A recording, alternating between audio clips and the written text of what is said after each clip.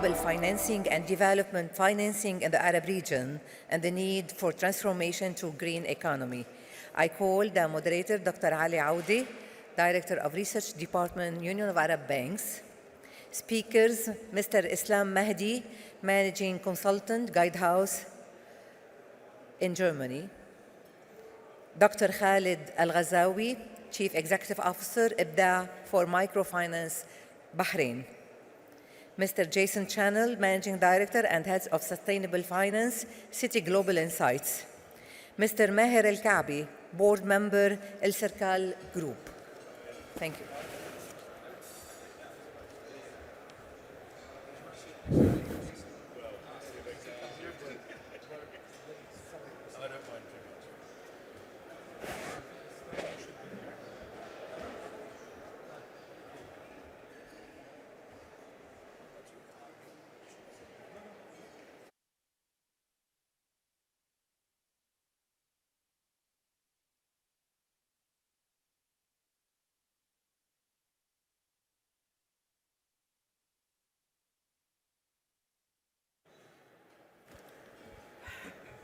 Good afternoon, ladies and gentlemen. Well, after the heavy lunch we have, I think it's a bit difficult to resume. However, we'll do our best. So hopefully our session will be interesting, especially because we have this elite of experts in the different aspects of sustainable development and sustainable finance. First of all, let me highlight the purpose of this session. We all know that the Sustainable Development Goals set by the United Nations. Thank you. Thank you. So the Sustainable Development Goals set by the United Nations actually highlighted the importance of finance and funding in achieving the goals. The panelists in the morning actually stressed on this point, that how can we achieve, and actually His Excellency Dr. Abul Ghait highlighted this point. How can we achieve the sustainable development goals if we don't have enough funds, we don't have enough financing? This actually triggered the idea of sustainable finance or development finance or financing for development, and which stressed the role of financial markets and financial institutions in addition to the public sources of funds. So stressed the role of finance, financial markets, financial institutions, the private finance in supporting the development finance and the SDGs. So here we will try to highlight in this session the role of sustainable finance, what's called sustainable finance, the climate finance as well, and the other aspects of finance that can help achieving the SDGs. We have 4 gentlemen that will enrich actually our knowledge regarding sustainable finance, climate finance, and the other aspects of development finance or financing for development. We have in this session, as you see, however, we have a minor change in the panelists. We have Mr. Islam Mahdi next to me, and of course I will give him the opportunity to introduce himself quickly before I start bombarding him with my questions. Mr. Islam, please. Thank you very much, Dr. Ali. Thank you, Union of Arab Banks, for the invitation. My name is Islam Mahdi. I work as a consultant at the company Guidehouse. We are managing several projects across the region here. We are also the Global Technical Secretariat of the PCAF initiatives. And here am I. Thank you very much for the invitation. Yeah. Yes, please, you can introduce yourselves. Thank you. Before we start the questions. My name is Khalid Al-Ghazawi. I am originally from Jordan, based in Bahrain for the past 10 years. And I serve as the CEO of IBDA Microfinance Company, ex-bank, in Bahrain since 2014. I also serve as a board member of several microfinance banks in the region, including Jordan, Syria, Lebanon, Palestine, Mauritania, Sierra Leone, and I also serve as a member of certain board committees on those banks that I do not serve as board member. And I'm very honored and pleased to be here today. Thank you. Thank you. Mr. Rizal. I think this is working. Maher Al-Ka'bi, my picture is not there, so I just need to reiterate the name. We do apologize for this, actually. That's fine, it's okay. I'm a software engineer by background, worked in a software company, worked in a bank for 28 years, Citibank for 15 years, worked in regionally Europe, and then worked in local banks over here, Islamic banks, was heading the Islamic Bank. Moved in to head and companies in terms of board membership, so I work on boards of companies. One of the companies I work on a board membership is a 165 years old company. We're into various verticals. In terms of sustainable finance is one vertical. I'll not touch upon the other verticals at that point of time. Work with the Ministry of Climate Change. We are also in the executive committee in terms of climate change, and also work as well on digital economy with the Ministry of Economy. Thank you very much. Mr. Jason? Thank you. So Jason Channel, I'm the Global Head of Sustainable Finance at Citigroup, at part of Citigroup called Citi Global Insights. And we produce the sort of flagship thought leadership product for Citi, and we spend a lot of time speaking to institutional investors around the world on all areas of sustainability and all longer term themes, but we spend most of our time with corporates, with sovereigns, supranationals around the world, talking to them again about all aspects of sustainability. So not just the sort of climate and the E stuff, but all the S aspects of it as well. Advising them on longer term trends, but very much coming into strategic discussions as well and talking about how they adapt to those trends and also how they finance those transitions, be it through conventional financing sources or innovative forms of sustainable finance. Thank you very much. Okay, start with Mr. Islam. Exactly. There's a few of us. Let me propose the following question. The institution you work for, which is called PACF, how does the PACF standard, or how do PACF standards may help or support emerging market financial institutions, like the financial institutions in our region, in their efforts towards decarbonization?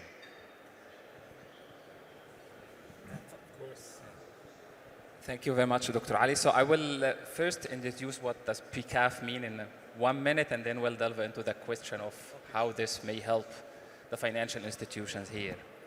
Like PCAF stands for Partnership for Carbon Accounting Financials, which is an industry-led global initiative that supports banks, financial institutions, and all market financial players in measuring the greenhouse gas emissions of their loans and investments.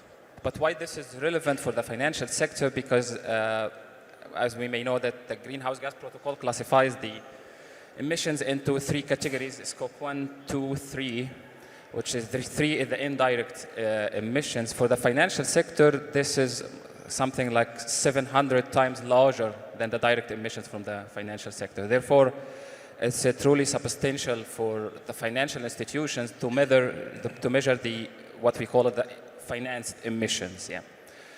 And PCAF started 2017 in the Netherlands, and so far now we have around 385 signatories from around the globe. And this is the biggest network of financial institutions committed to disclose their greenhouse gas emissions of the financed emissions, in particular using the PCAF standards. What PCAF offers here in this is mainly 4 things I would say. First, that a standard and methodology that's well established and recognized, for example, and verified by the Greenhouse Gas Protocol and in conformance with its requirements. It's also adapted and recognized by other institutions, like, for example, the TCFD officially asks asset managers and financial institutions to use PCAF. So it's a well-established methodology to measure the financed emissions. PCAF also offers a technical support or technical assistance in how the calculations may go, with a very rich database of emissions factor, close to 1 million emission factors, to allow bankers and sustainability teams of the banks to calculate the financed emissions. PCAF also offers a lot of collaboration opportunities, training, and webinars and collaboration with that network of financial institutions. So it's an initiative, well-established standards, technical support, and collaboration with the aim to help the banks to measure the greenhouse gas emissions of their investments, identify the carbon hotspots across their portfolio, and then design green financial products for those carbon hotspots to move forward towards achieving their decarbonization or net zero targets. So that's it. Thank you. Actually, I wanted to add a question to the previous question, and according to your answer, you know that in Glasgow, the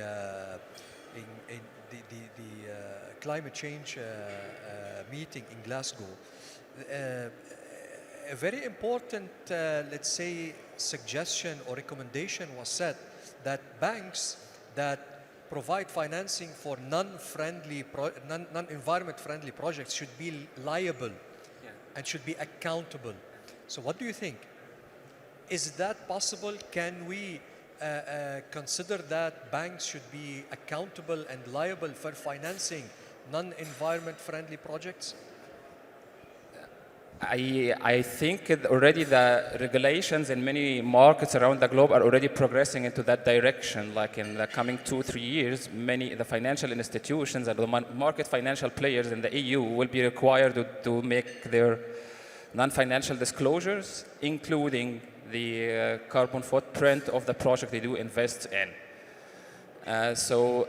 Meaning that they will not, so they will have this responsibility, I would say, by the regulation soon, but how they will be held accountable and how can these regulations be progressed to ask them to work in the decarbonization, so that's something to come, yeah, I guess.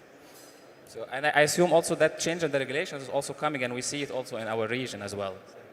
I think this will take some time, especially in our region, because it's really difficult to apply these standards. Anyway, thank you very much.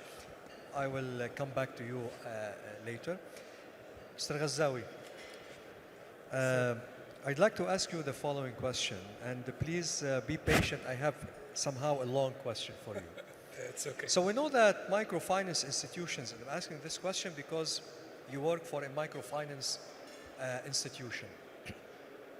So we know that microfinance institutions are providing startup financing to entrepreneurs who wish to start and then grow their micro business, which they operate out of out of home, the market or a digital window. But those loans are so small in amounts and paid back over a very short period of time, which might be a bit difficult for the microfinance or for the micro enterprises or small businesses. So how can we classify microfinance institutions? Are they really the ideal vehicle to provide development financing that can really have an impact? I don't know. I have a feeling maybe it's not. I don't know. We will hear from you. So if not, how can microfinance institutions be the right vehicle to development financing?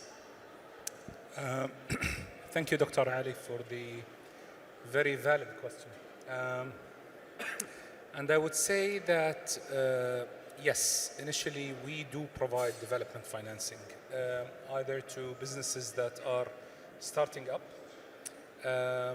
micro businesses based at home or now in the market, and many of which are digitally marketed or are, they are selling online.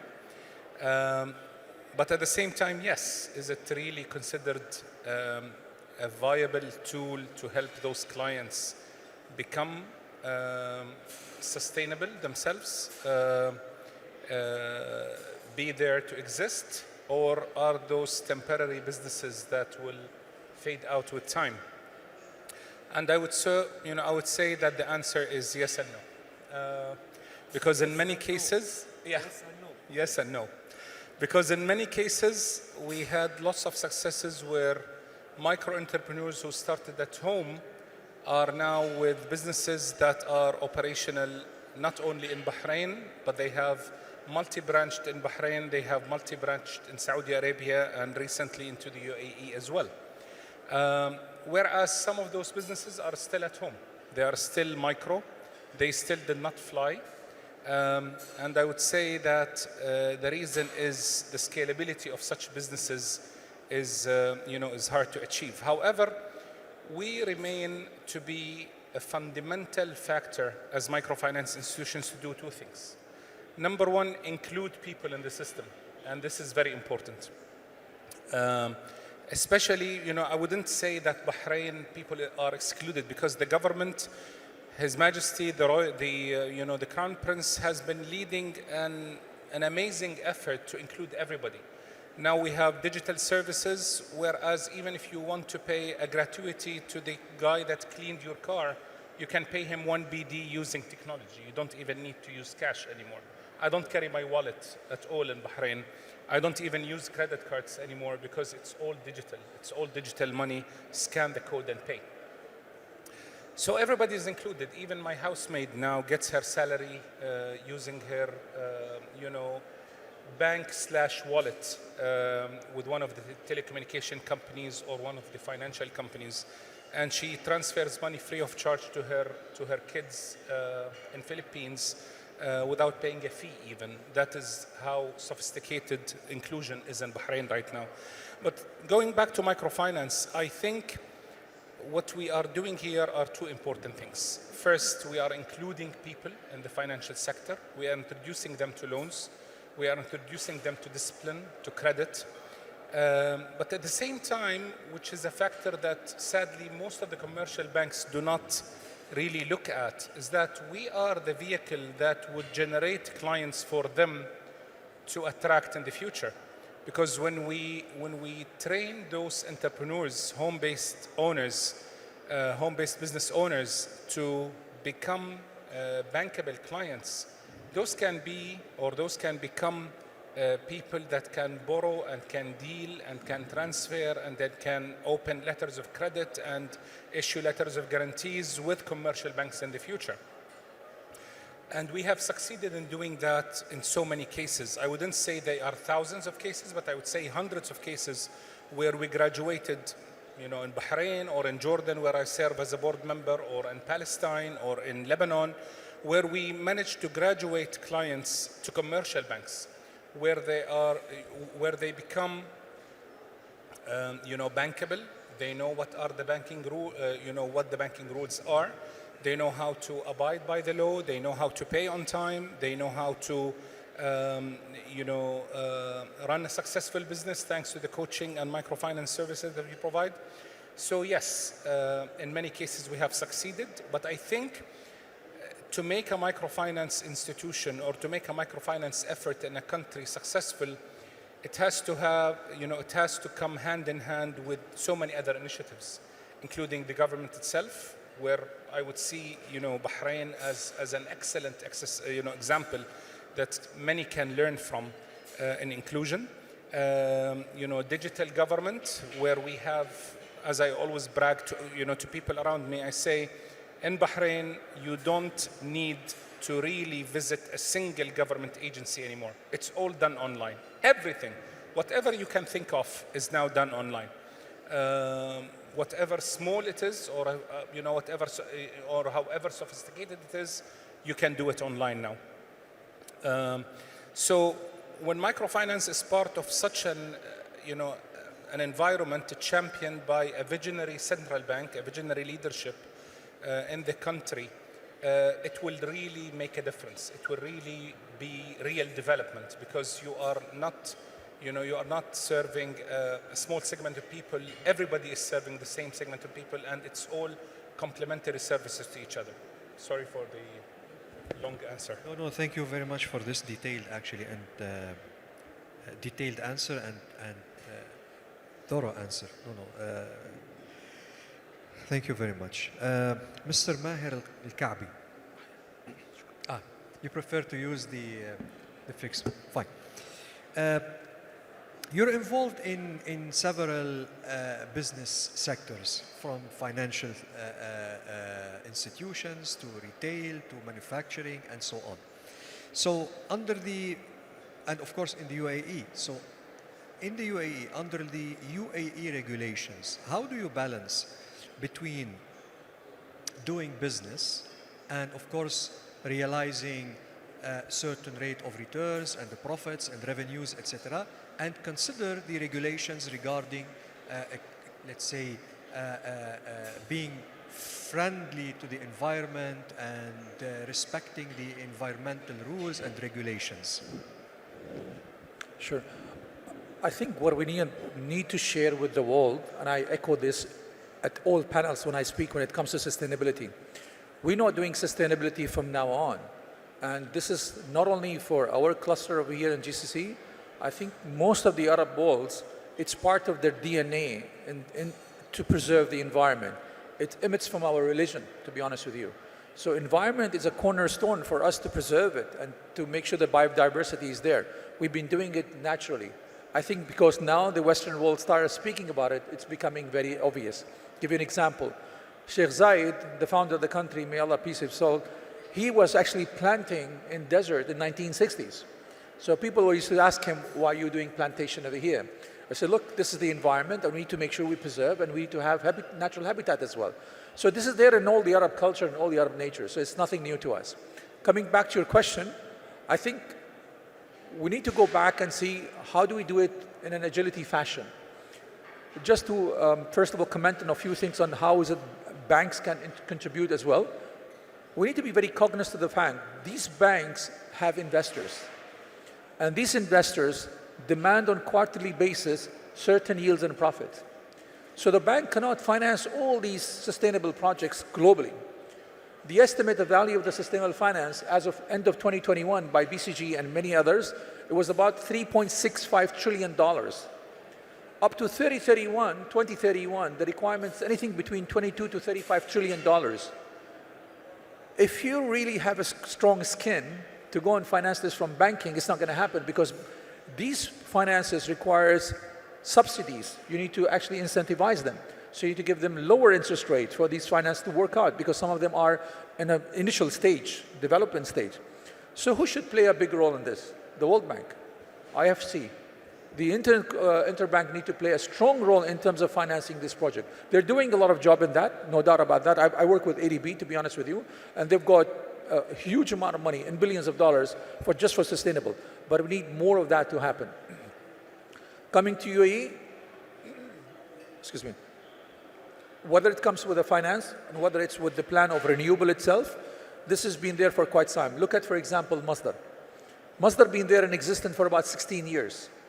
And they're not only investing in renewable energy locally, but they're also investing in a lot of companies, even who are at R&D stage, because they're trying to sustain the things for the future and not only for today. In terms of regulation, I don't think we want to impose regulation immediately, because this is something which is work in progress, need to be done, and we have to be very cognizant to the investors, to the private investors, and everybody else to make sure that the regulation do not cripple them. But the regulation comes in a peaceful manner where there's a smooth transition to happen. To your earlier questions, to Sami, whether we need to impose on bank and have a mandate, it's beyond happening. It's impossible to happen because banks need to be profitable.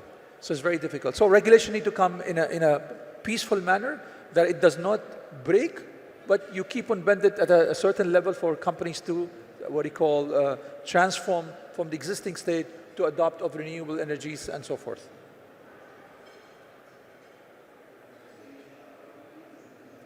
Thank you very much. Thank you. So Jason, I have a couple of questions. Let me start with this one. From a financial perspective, what are the key obstacles to accessing capital for sustainable development? Are the obstacles the availability or unavailability, the cost, the conditions, I don't know. And what do the providers of capital want? And how does one access that capital? Big question. Well, firstly, thank you for having me. I think the biggest single obstacle to raising capital is, I mean, there are many and they're all tied together, but I think the first point to make is that the capital is absolutely there, and it is there in bucketfuls.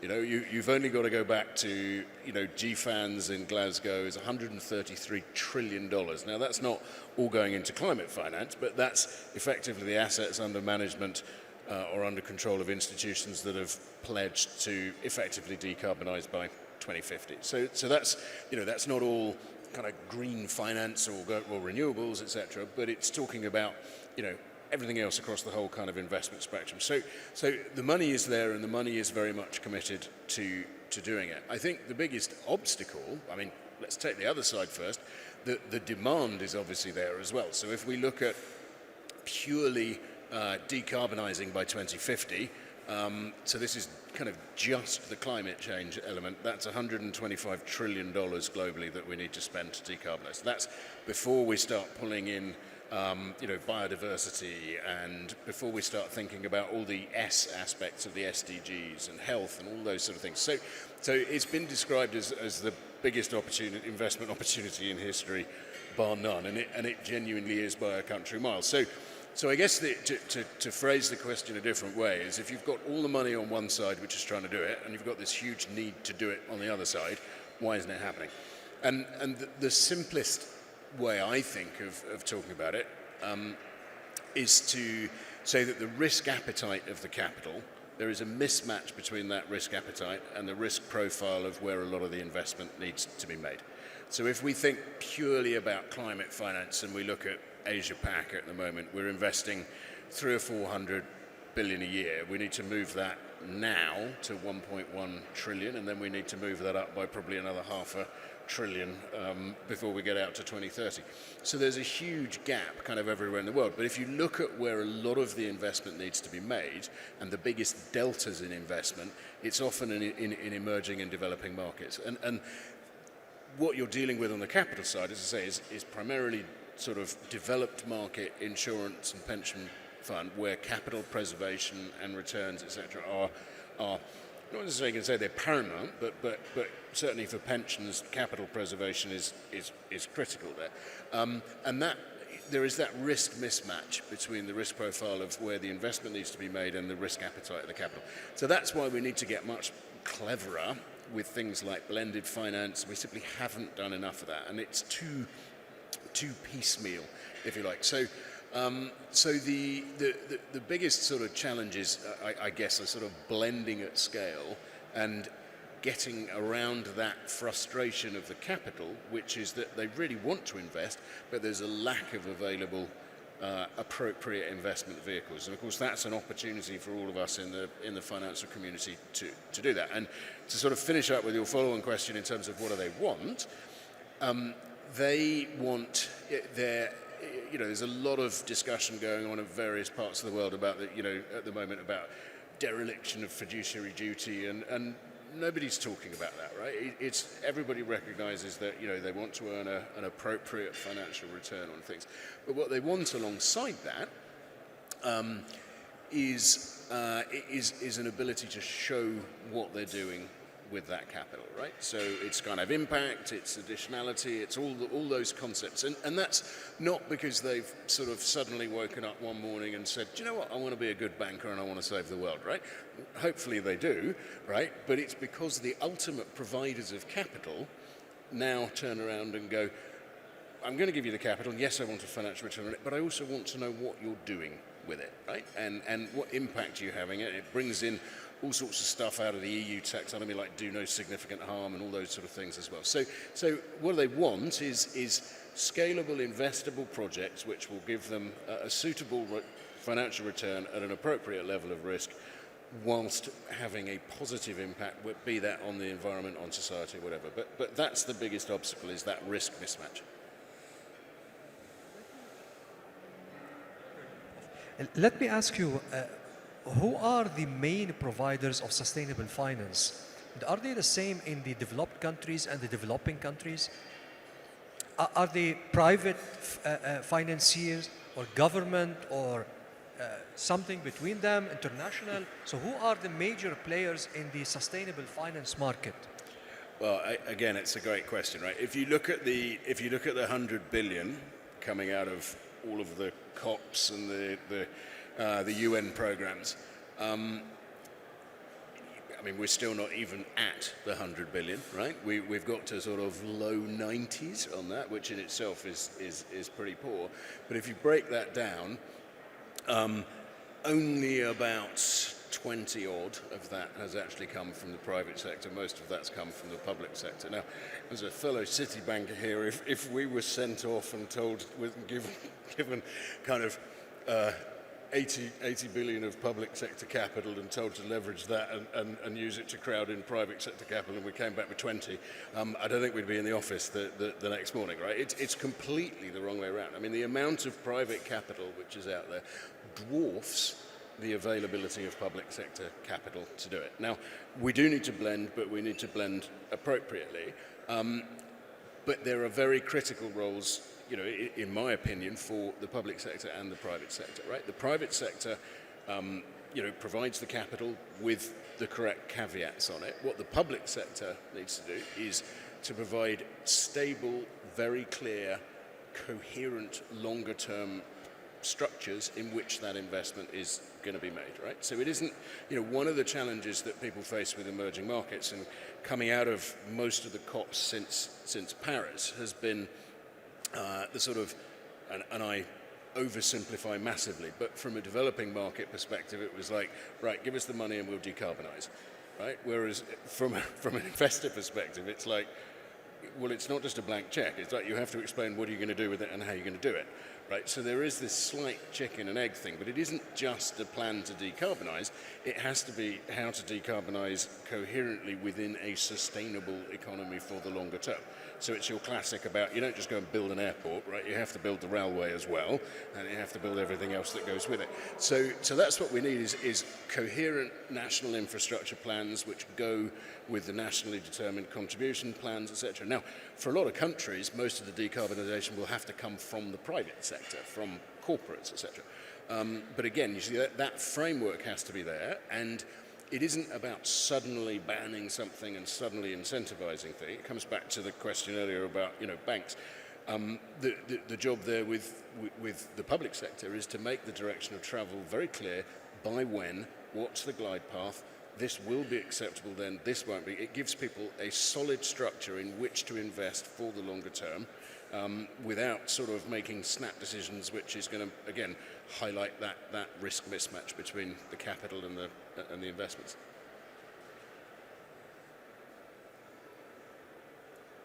Thank you for your answer. Back to you, Mr. Islam. So,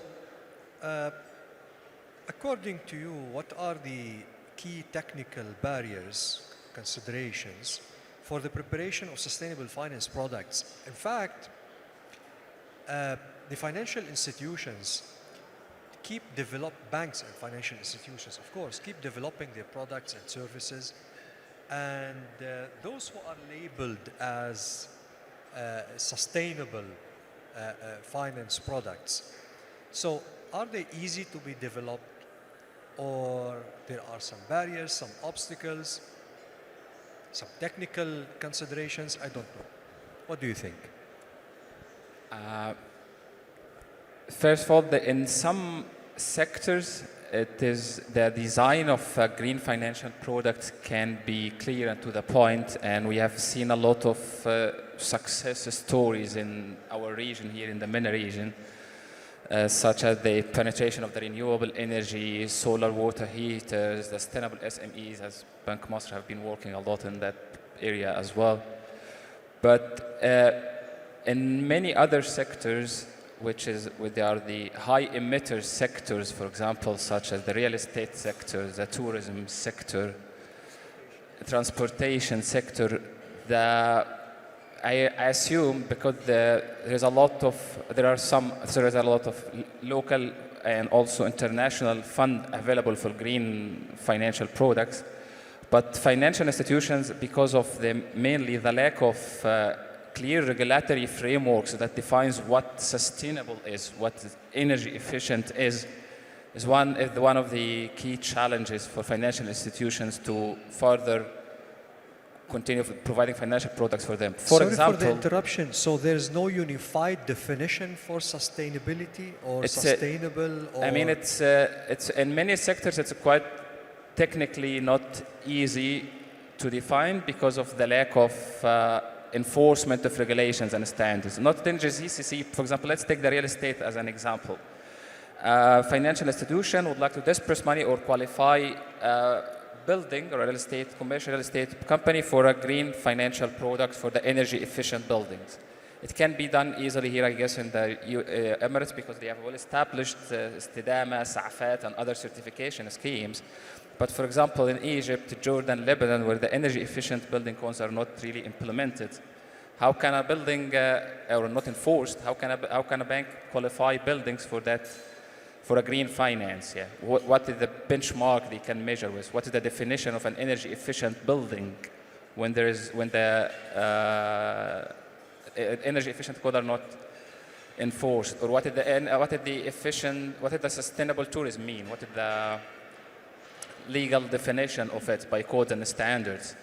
So I think if the regulatory frameworks of what does sustainable energy efficient mean are to be more elaborated, more detailed, and also well enforced, or they can help a lot to mainstream and expand the financial green product. Yeah. Or the banks themselves, the financial institutions themselves, should develop their own technical criteria of what means or how they can qualify project for sustainable finance. Yeah. Well, actually, it's very clear that our region is very different. The countries in our region are different in terms of sustainable finance considerations and sustainable regulations and even objectives and targets. And maybe sometimes the economic crises, let's say, or solving the crisis, I mean, on the top agenda, and then on the bottom of the agenda there is sustainable finance issues, the climate finance issues, and so on. However, even those countries that are facing economic or financial or whatever crises cannot ignore it, can they? I mean, can they ignore the sustainability issues? Even countries that have economic crises or economic problems, can they really say it's not the time to think about these things? We have a priority solving the crisis. That's quite a complex and also politically question. But I think for many sectors, the value proposition of a sustainable and energy efficient products are there. Like, for example, the energy efficiency, for example, considering the increasing of the energy prices.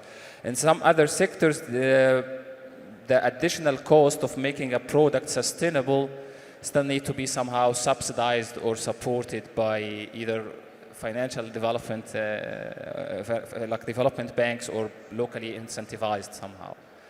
So, but for the financial sector, I think it's truly important to move into the industry because it's not a burden anymore. The value proposition in many sectors are there, and also the regulations around the non-financial disclosure and sustainability disclosure are being changing around the globe, and the financial sector is globally bounded and connected, and that will have soon an impact. Yeah. So from technical point of view, financial point of view, regulatory point of view, it's the time now to act and move into that direction, even though that will come with a bit of burden for some sectors. Yeah.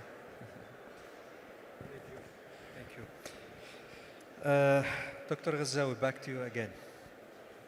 Now, my second question is shorter than the previous one. So, expecting a shorter response, you say.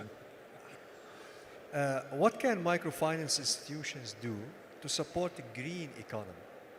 Not only support small businesses, but also let's look at the picture from the macro perspective, green economy. Thank you for the question. Thank you for the question.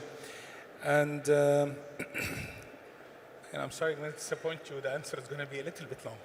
But, but I would say that a green economy has to do with sustainability as well, which is something that you have just tackled. And in microfinance institutions, we look at sustainability from three different angles.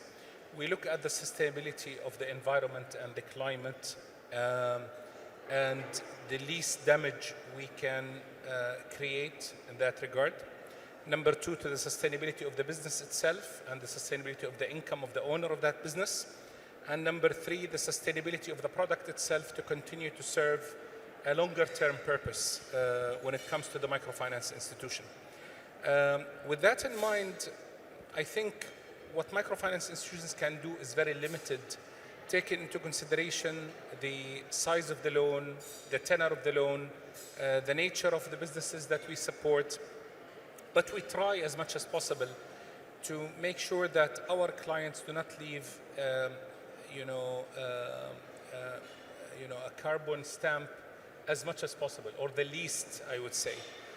For example, I know this might be silly, but we don't support or we don't finance people that are aiming to open a shisha place or a cigarettes place, or somebody that would cut trees, or someone who would manufacture something that would hurt the environment. Although these are, people might debate that those are very small businesses, so what harm would they bring to the environment? But we still have to do something about it.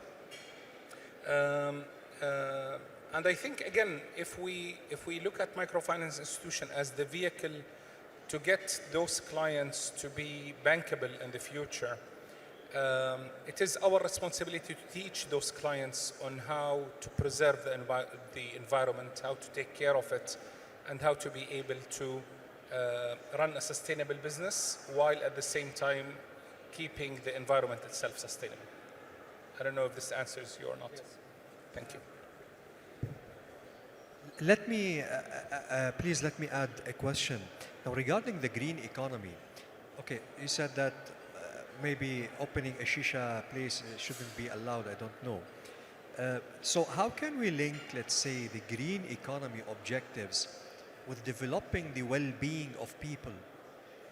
Okay, is green economy, for example, can only, I don't know, make our countries greener, I don't know, less polluted, or it can also have a direct impact on our well-being? Of course, of course. We always teach our clients, very good question, Dr. Ali, because we always highlight to our clients and we always advise them that you are the most vulnerable usually, and you are the most subject. You are the people that are subject to those dangers and to those risks involved in running or operating in an unhealthy environment. And that's why we always stress, and part of our follow-up with the clients, we make sure that they understand those rules and they do something about them, because at the end of the day, they are the most affected by them. Rich people, well-off people can avoid those risks, but they cannot because they are very vulnerable. And yeah, that's why the awareness is our responsibility as well. Thank you. Actually, Mr. Maher, I will, let's say, recycle this question and ask it to you in a different way. In the UAE, how did, let's say, the SDG considerations, and particularly the green economy considerations, develop the well-being of UAE people? I mean, we need to hear the success story of the UAE in this regard. I think I'll give you a macro picture first of all. The reliance on making sure the microfinance alone, first of all, I'd like to comment on that will be the game changer. We're putting our efforts not really in the right place. Microfinance, and I think we need to fire all the cylinders for a green economy to work, but microfinance is a very small segment. there are big whalers sitting outside. Let's address the biggest challenge. I always say is use the Pareto principles. You know, where you put 20% of effort, you get 80% of return. With microfinance, I mean, these are humbly very small people in terms of what they want to do. And they're the lowest risk people, by the way. And yes, I agree with you. The moment you teach them, they're actually more recipient to that learning than the big whalers. Coming to the UAE, I think UAE, I think the first thing we wanted to do and needed to do is going back to education. Today, apart from legislation which is there, which is need to evolve still, to be honest with you, we need to go back and educate people. If the problem of green economy is not for today and it's for lifetime, what are we doing with the education system? How are we teaching our children today at schools and universities? So this is one of the things that we've inculcated into the education system by teaching them from now on and teaching for the future how they should make the green economy be there. So it has to start from home. I was in another panel, in the Middle East Energy panel, and luckily I had like about 100 people over there, so I could do a poll easily. But given that I have only a handful, I cannot do a poll, which will not be validated enough. How many of us really go and sit with our children and teach them about green economy and environment and preservation and renewable energy? Trust me, in that panel, out of 100, hardly 1% raised their hands. And they were very, very honest. So we're not really doing a good job. So that's why education is a key factor for me, for you to change, because the change is not for today, the change is for centuries to come, for 100 years to come. So that's one of the things we did. We inculcated, the government has inculcated a program. I personally was part of curating a program for universities. We're working with American universities and others, because I sit also as a board chairman of the board for schools. I mentioned earlier in our chat discussion sideways. So we're trying to change that happen. The other legislation we're trying to put in place is the various things all the global economies are doing it, but we're making sure that these information are inculcated in their businesses. But to be cognizant of the fact that it's not an easy transition for everybody. So going back to the earlier example, emanating from Masdar, Abu Dhabi is trying to create a renewable energy ecosystem over there, and they're building plants up by 2026, which will actually generate 5 gigaton of energy. That's 5.6 gigaton. That's huge. Mohammed bin Rashid solar panel, which is there in UAE Park, it's going to generate 5 gigaton. So combined together, it's 10.6 gigaton from a country like UAE. Just to take it in perspective, UAE uses about 130 million megawatt. That's it. So what about the others? Where's it going to happen? We're going to export that. This is the role we're trying to play for the global economy and for the region. So we'll be able to export that energy, extreme access, not for today, not future, but also in the region as well. So these are the strong steps that the government has taken 20 years back, not from now. You know, Mr. Maher, it's easy to say, well, in this regard, I mean, it's the government's role. The government should regulate. The government should lead. The government should do this, should do that. What about the private sector? Because the education, I think this is the role of the public sector. It's the role for government. Okay? But what about the private sector? I really love this question. I keep on saying it. You need to keep on firing all the cylinders. The private sector also has a role to play. So people need, but I always say something. We as Homo sapiens are not organized, to be honest with you. And I can give you enough examples. Since the stance of manhood till now, we are on each other's throats. We have so many wars going on. Anybody's talking about carbon emission happening because of the wars? They're generating 50% more combined than all the carbon emission happening globally today. What about them? So, and this is the discussion I always have when we talk about metaverse, where people want to decentralize the entire world. We cannot. We need regulators. We as human beings, God has created us. It's not philosophical discussion. It's a real discussion. And we've been sent guidance. If we don't follow guidance, we'll easily go astray. I'm not talking about, because then people, the answer back to this thing, no, we are very civilized. We know what to do. That's not the fact. Human did not demonstrate that till now. If you look at the bell curve of human beings, you will always have outliers on both sides of the bell curve. You've got those who are extremely very well organized, self-disciplined people, and those who are not. And luckily they're somewhere paying the price for that thing. We're talking about the people in the middle. These people in the middle need to be guided. They cannot self-regulate themselves. So even the private sector, while we want them to stand up and do their part, you still need governments to come and tell them, you need to do this and play your role, and they should be held accountable. If you don't hold them accountable, you will still have double standards happening globally by most of the global nations. Exactly. So they complement each other, actually. So Jason, back to you again. Well, it's a long question. Please be patient. So we know that recently the globe faced the inflation crisis, the slow growth, COVID. So we keep, let's say, I don't know, inventing or receiving, or I don't know, crises.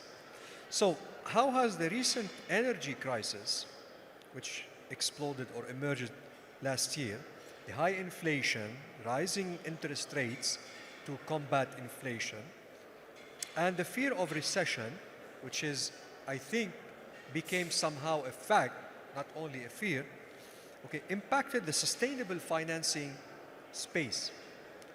Did it change the priorities? I mean, did these events change the priorities? And does it show or even affected the transition to a sustainable economy? I mean, these events, did they really affected the transition, the moving to, sorry, a sustainable economy, or maybe not? It is a big question, but it pulls in a lot of the things that we've covered in the other questions. I think it's very interesting. I mean, you can't get away from the fact, if you look at the last 2 years, that short-term priorities have changed, right? So, you know, it's been all about keeping the lights on, etc., pretty much regardless of the amount of carbon, etc. So, you know, shorter-term priorities have come more to the fore, and that sort of, you know, if we're going back to sort of, you know, microfinance and the most vulnerable in society as well, right? You know, if you speak to a family that's struggling to feed their children and say, right, do you want to feed the kids or do you want to save the planet? They're going to feed the kids, right? It's you know, these are not difficult decisions, right? I think the way we have to look at it, though, is that in the short term, it may have slowed progress, but the irony of this is I think, in the longer term, this actually speeds up the transition, right? Because if you take energy as one aspect, So the deviation is short term, not regarding the long term objectives. If you take a longer term trajectory, it's a blip in that. It's a slowing in that, and I think it will accelerate it in the longer term, because what you're, you know, what it's shown us is that you know, it's highlighted things like the value of resilience, the value of energy independence, etc. So I think, you know, particularly for sort of vulnerable nation states and you know, vulnerable communities and things, you don't want to be exposed to, you know, huge levels of commodity price volatility, etc., or one supplier in case something goes wrong. And that's true whether it's food or energy or whatever, you know, commodity you might be talking about. So yes, there's short-term pressures on that, but as I say, in the longer term, it accelerates it because people can see that, you know, in the energy space, moving towards renewables gives you a more diverse supply. You're not beholden to global energy markets, etc. So I think it you know, yes, it's a shorter-term blip, but there's a longer-term acceleration there. But one of the points I wanted to make, coming back to an earlier question in relation to your point, though, is that one of the things that this highlights to us is the importance of an orderly transition, right? So if we suddenly decided that we were going to turn off every kind of fossil fuel plant out there that we could, and we were going to build as much renewable stuff as we could, but we were going to keep it, you know, really, really tight without any reserve margin in there, the last couple of years, we would have been in an incredible predicament, right? And it comes back to, again, the question about, you know, penalising banks. It's like banks could turn around and turn the tap off now, right? If you turned the oil tap off now, you'd have global, like, social and political meltdown in a week, tops. right? It's not practical. We're going to be using a lot of oil and gas for a very long time. It comes back to what we were saying earlier. You know, banks need to signal that they are going to net zero at 2050, as have we. We've put $1 trillion in place to finance new green technologies, etc. And then what we say to our customers, many of them have been customers for 200 years, right? This is what we're doing. We very much want to help you finance that transition, but we need to finance that in an orderly way. This is where we're going, and we make the direction of travel and the timings of that clear, as I was saying earlier. We've seen it all too many times where people turn the capital tap off too quickly, and then what happens is those assets, we've seen it with a lot of coal assets, then get pushed into the hands of, should we say, faster money, which then runs that asset harder for longer, and systemically we get more emissions out, which isn't what anybody wants, right? So it comes back to this point about having, you know, an orderly transition. If we have an orderly transition, it means disruption from events that we're experiencing at the moment and we've had over the last couple of years should be less impactful, I would say, but we're all aware of the direction that we're going in. And we've got to, one last point on another question, we've got to stop viewing this as a cost, right? If it's a cost, we're not doing it right. Right, all of these, it's not about a conceptual decision of sustainability. This is about building sustainable businesses for the longer term. Right? And if we're doing that right, and we're taking into account, you know, externalities and costs that come with that, it isn't a cost. Thank you. I'd like to ask you about your opinion about the following. Now, last year, when the oil and gas prices jumped due to the Russian invasion of Ukraine, many countries, let's say, they resumed or they went back to the coal and even, I don't know, reopening the nuclear plants like in Germany. Okay, now they changed their mind again. So now let's put this scenario. Let's say that, for example, oil prices decline to 50 or below. Do you think that the countries will stop financing renewable energy projects and go back to cheap oil? 100% not, right? So look at the last 100%? 100% not. No. Right? So look at the last 2 years. Everything you've said is right. How many people went out and built a new coal plant? Zero. Right? Because of it, right? A coal and the simple fact with all of this, if you're looking at the energy industry, is that all of these assets are long-lived, capital-intensive assets. If you build a coal plant, it's a 40-year asset, right? So very simplistically, you know, coal plants are expensive to build, cheap to run, right? Very low marginal cost. Nuclear is exactly the same. Gas plants, you know, cheap to build, expensive to run, so you use it for peaking stuff. But for the economics to work on a coal plant, it needs to run for 40 years. Now, even if you've got, and this is really what we saw sort of back from about 2013, 2014, and it's why Paris was so successful, because the financing industry and the energy industry had looked at this and said, okay, I could build something like a CCGT now, which might offer me better returns now, but a CCGT, I've got to run it for 25 or 30 years. So I might have better returns now in the first 5 years of that asset, but what about the back 20 or 25 years or 35 years for a coal plant? Is it even going to run? It's going to come bottom in the merit order because renewables will always come first because they've got zero marginal cost. The chances of me getting taxed on carbon or simply not used because all this other technology where the costs are coming down much faster is almost certainly going to get built. I cannot justify building that because of the risk of it being a stranded asset, so I won't. So people will build a lower return asset with a more stable, secure return than go for the short-term returns. So a long answer to a simple question. That's why you didn't see any new build of any of that stuff in the last 2 years, because it's like, well, it's obviously a blip. The direction of travel is clear, right? You look at the electric vehicle industry. How much capex is going into the internal combustion engine now? Virtually nothing, right? So the fleet that's out there is still predominantly internal combustion engine. The fleet that is out there in the energy industry is still predominantly fossil fuel based. If you look at the capex in power went over 80% renewable years and years and years ago, and that hasn't changed, right? So the investment's there. Same with the autos industry. It's all about investing into new low carbon technologies, and these blips don't change that investment because you're not suddenly going to turn around and make a 40-year investment decision on a short-term blip. So it slows it, but it doesn't change it. If I may add, if you don't mind, while we probably did not build coal plants, we are investing close to $225 billion in fossil fuel for more exploration. These are stats, numbers available online, right? So we're still investing heavily, rightfully so. I'm not saying no, we shouldn't. I buy the point that, you have to make the transition gradually. You cannot immediately say we stop the tap on fossil fuel and all the other energy sources and look at renewable. It's impossible. It's not going to happen.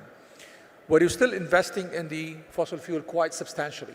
But what we need to do, and I think a lot of companies are trying to do that thing, how can you invest in fossil fuel by actually becoming more efficient in terms of the carbon neutrality? So the techniques that you use, whether it is the exploration process itself, is less harmful to the environment. These are the things which need to be done and explored further by all the companies. But I always say, look, this is a research, there's another research by an independent research company in Europe itself. And you may not like this, but this is coming out from you guys. Not Citi, but it's another independent company. European countries have been giving free carbon credit to the European fossil fuel companies for the past 10 years, worth of more than $100 billion. Free carbon credit. They did not even charge them for it. They did not even give them a goal for alternative investments. And they told them, here you go, take the free carbon credit. Why? Because they needed that energy. So I don't think everybody is walking the talk. I don't think we're sincere about what we want to do globally. It's a global problem, but only a few of us are mandated to do it. We need to be cognizant to that fact. We need to be realistic of it.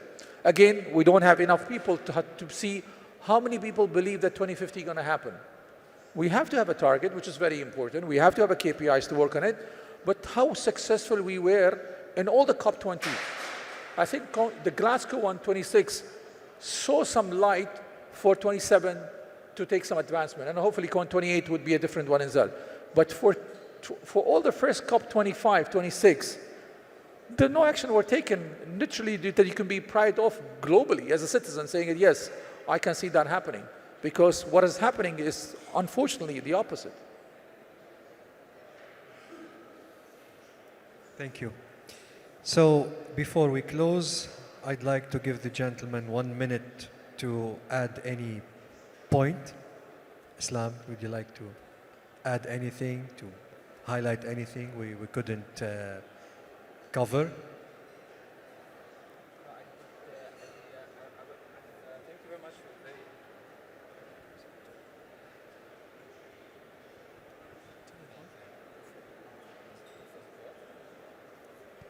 Does it work? Yes. No, thank you very much, Dr. Ali. That was truly enriching. And I'm sure that it's a matter of time, and the sustainable finance in our region here will be a mainstream. By regulations, by the state, the value propositions, by many other factors, it will happen, inshallah. And, inshallah, hopefully, inshallah. Dr. Ghazzawi. Thank you, Dr. Ali. I would say that sustainable financing requires private sector, public sector, everybody's effort and work together to be able to achieve a sustainable financing program that would sustain the environment, sustain the businesses, and sustain the institutions themselves. Thank you. I'll just try to echo our Minister, Sultan Jaber. And I think similar to the message our fellow panelist has done, is like we need to make sure that all parties involved are taking roles, a positive role. You may not change everything overnight. As long as you have the framework, you have KPIs, and you have targets for these KPIs, and they're getting monitored transparently, then I think only then we'll be achieving it. If we don't do this, it's going to be a bit difficult to track anything. When there's a will, there's a way. There's always a way. Yes. We have to be united on those wills. That's the... Well, I would finish up by saying we absolutely can afford to do this. We absolutely must do this, and not just from a principled perspective, but because it's simply good business, right? If you look at it in terms of risk and opportunity.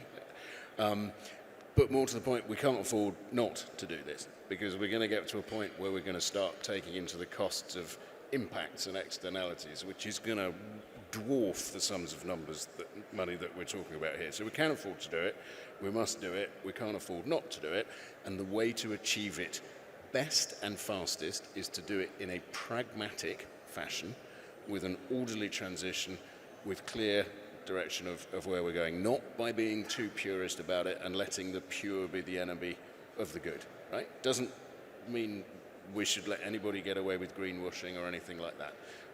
But it's pragmatic, practical progress which allows economic development to happen alongside progression to all of these sustainable targets. Thank you, gentlemen. You've been amazing speakers, amazing panelists. I thank you very much.